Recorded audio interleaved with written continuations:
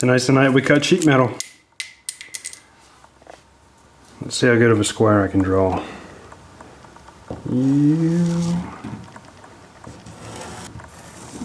Now we'll make it a rectangle.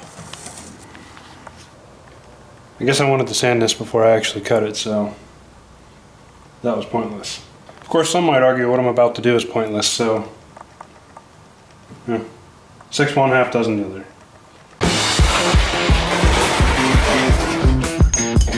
Hey guys, welcome to the Grease Rookie channel. I'm Andrew, and this channel is all about my journey.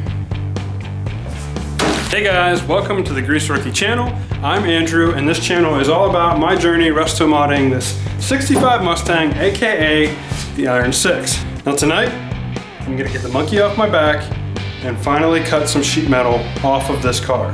And then, in order to get some practice with the MIG welder, I'm gonna weld it back on.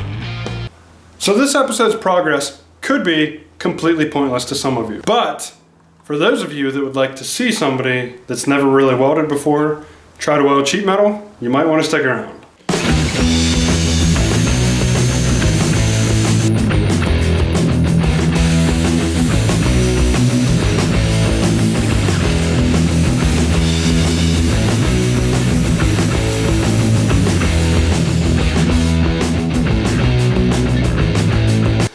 Alright, that looks good. All I wanted to do was to have a very clean rectangle that I could cut off and then immediately weld back on. So by doing this, the metal was basically already prepped for welding.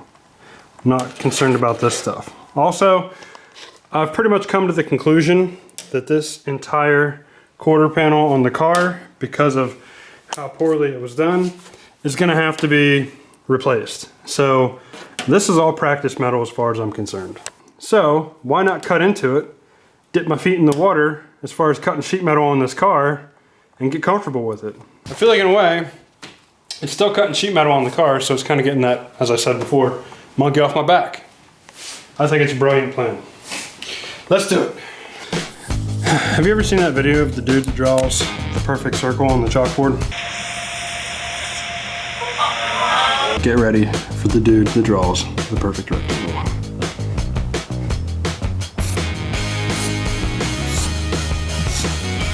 I completely let you guys down, but let's be honest, we all knew it was gonna happen. There's probably a kid somewhere watching Sesame Street that can draw a better rectangle than that.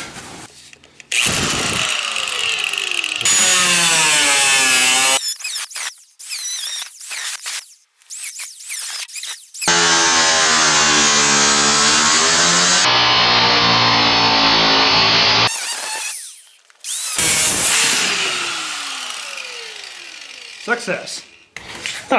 Look at it.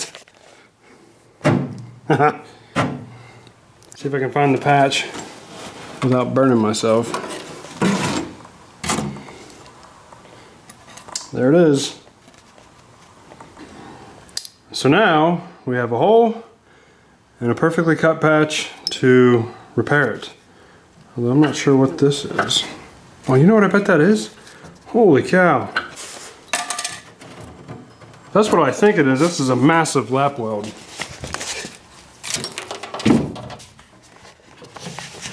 Wow. Look at the size of this lap weld. This is the original, this line right here is the original quarter panel. The new patch was welded on all the way over here. So there was all of this, so this much overlap in the lap weld to allow moisture to build up inside there. Holy cow. That is crazy.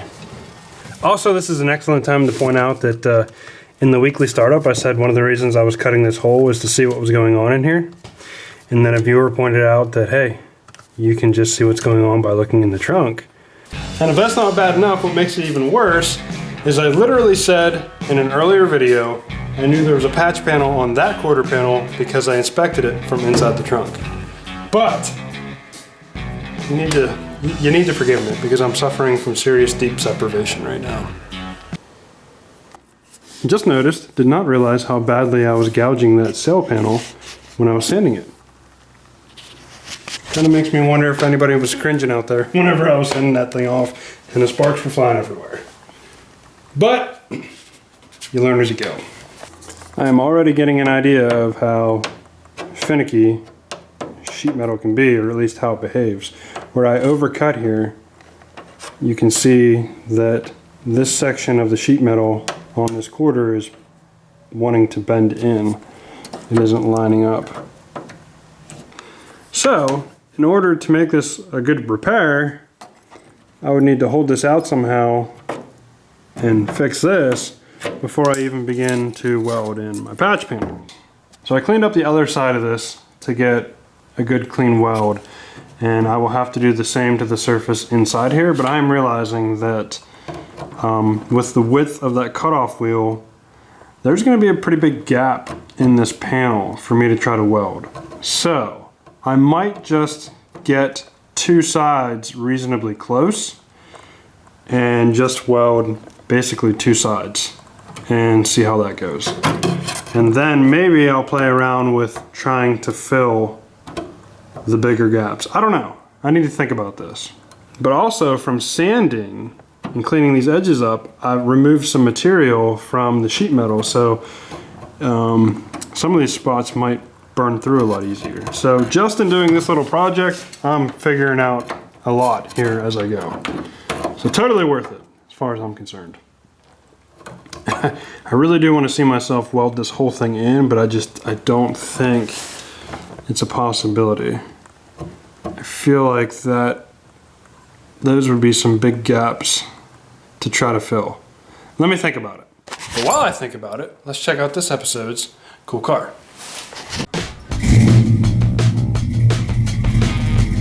Now this cool car segment is a little different. This is a 66 coupe that Jim Holloway used to own. He writes, "This is a car I drove in high school and a few years after I graduated. Looked great on the outside, but the floorboards were shot. Had 2 layers of carpet and floor mats to hide the holes.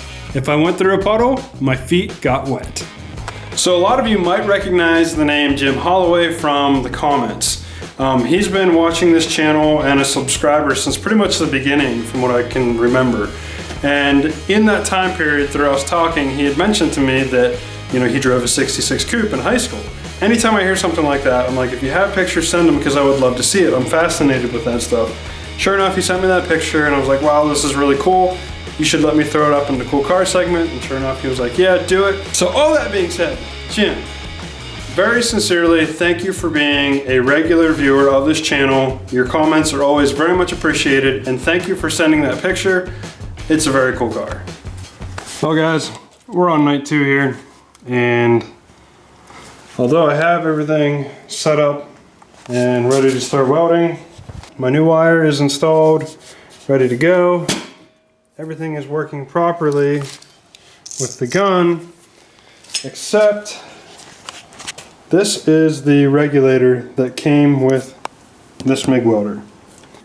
Anyway, when the hose is on the end of the regulator and you turn this on, gas leaks like crazy out this hole right here. That can't be right. I've researched it, I cannot find an answer. So, it's late Thursday night. This episode has to go up tomorrow.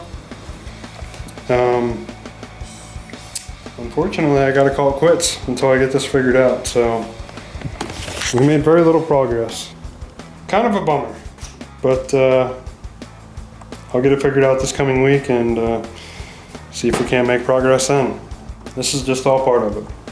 So until the next episode, guys, take care.